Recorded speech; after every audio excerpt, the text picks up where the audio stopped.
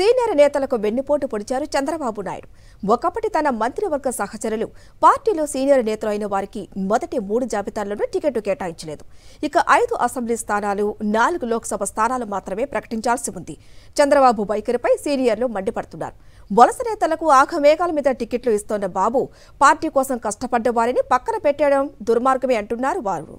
175 assembly స్థానాలున్న ఆంధ్రప్రదేశ్లో Telugu Desam party 144 స్థానాల నుంచి పోటీ చేస్తోంది. 31 అసెంబ్లీ స్థానాలను పొత్తులో భాగంగా బీజేపీ, జనసేనలకు కేటాయించింది. 144 నియోజకవర్గాల్లో మొదటి జాబితాలో 94 మంది అభ్యర్థులను, రెండో జాబితాలో 34 మందిని ఎంపిక చేసిన చంద్రబాబు నాయుడు మూడో జాబితాలో 11 మంది ఎమ్మెల్యే అభ్యర్థుల పేర్లు ప్రకటించారు. 139 నియోజకవర్గాలకు అభ్యర్థులను ప్రకటించగా ఇక మిగిలినవి 5 స్థానాలు మాత్రమే. కానీ పార్టీలో టికెట్ ఆశించి భంగపడ్డ వారి జాబితా దీనికంటే పెద్దదే. చివరి జాబితాలో ఈ సీనియర్లలో ఎవరికైనా చోటు దక్కుతుందా లేదా అన్నది చెప్పలేం. వాడుకుని వదిలేయడం తమ నాయకుడికి అలవాటే అంటున్నారు టికెట్ కోసం నిరీక్షిస్తున్న నాయకులు. చంద్రబాబు కేబినెట్లో కీలక పదవులు అనుభవించిన దేవినేని ఉమ, గంటా శ్రీనివాసరావు, కళా వెంకట్రావు, బండారు సత్యనారాయణ, ఆలపాటి రాజేంద్ర ప్రసాద్, కెఎస్ జవహర్, పీతల సుజాత, కీడారి శ్రవణ్లతో పాటు హిందూపురం మాజీ ఎంపీ నిమ్మల కిష్టప్పకు కూడా లోక్సభ స్థానం కేటాయించలేదు.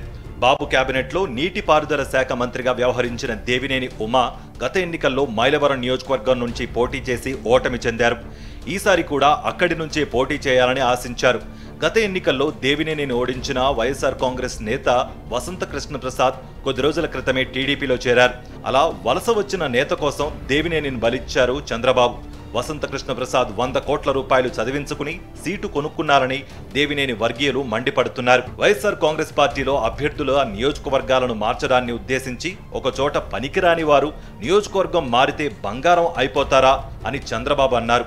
ఇప్పుడు ఇదే ప్రశ్నను టీడీపీ నేతలు చంద్రబాబుకు సంధిస్తున్నారు.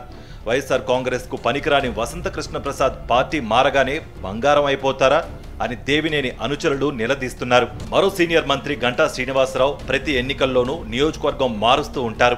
గత ఎన్నికల్లో విశాఖ నార్త్ నుండి గెలిచారు. ఈసారి భీమిలి నియోజకవర్గం ఆశించారు. అయితే భీమిలి సీటును జనసేనకు కేటాయించారు చంద్రబాబు. గంటాను విజయనగరం జిల్లా చీపురుపల్లి నుంచి పోటీ చేయాల్సిందిగా చంద్రబాబు ఆదేశించారు. అయితే ఆ నియోజకవర్గానికి వెళ్లే ప్రసక్తే లేదని గంటా తేల్చి చెప్పేశారు. ఈ నేపథ్యంలో 3 జాబితాల్లోనూ గంటాకు ఎక్కడా సీటు ఇవ్వలేదు చంద్రబాబు. గంటాకు ఈసారి టికెట్ దక్కడం గగనమే అంటున్నారు రాజకీయ పరిశీలకులు. చంద్రబాబుకు అత్యంత నమ్మకస్తుడైన తెనాలి మాజీ ఎమ్మెల్యే ఆలపాటి రాజేంద్ర ప్రసాద్ కు భంగపాటు తప్పలేదు. ఆలపాటి సీటును పొత్తులో భాగంగా జనసేనకు కేటాయించేశారు చంద్రబాబు. దీంతో ఆలపాటి నిరాశలో ఉన్నారు. పార్టీ నాయకత్వ వైఖరిపై తీవ్ర ఆగ్రహంతో ఉన్నారు. తెనాలి సీటు పోయినా తనకు వేరే నియోజకవర్గాన్ని కేటాయిస్తారని ఆలపాటి ఆశపడ్డారు. పెనమలూరు అయినా ఇస్తారని అనుకున్నారు. అయితే వర్కౌట్ కాలేదు. తెనాలి నుండి జనసేన తరపున నాదెండ్ల మనోహర్ పోటీ చేస్తున్నారు.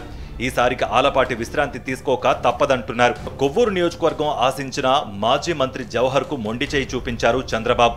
మహిళా మంత్రిగా పనిచేసిన చింతలపూడి మాజీ ఎమ్మెల్యే పీతల సుజాతకు కూడా హ్యాండ్ ఇచ్చారు.